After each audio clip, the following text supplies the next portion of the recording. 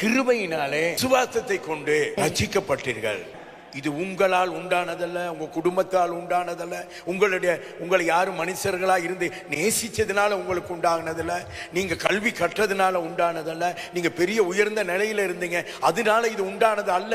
இது தேவனுடைய ஈவு. இது தேவனுடைய ஈவு, தேவனுடைய கிஃப்ட் இது. அதனாலதான் நாங்க ஜீசஸை நினைவு கூறுறோம், அப்படி தியாகத்தை நினைவு கூறுறோம். This is gift of God. இது நாங்க பிறந்து அப்படி வந்திருக்கிறோம். He born that way. இதான் கிருபை.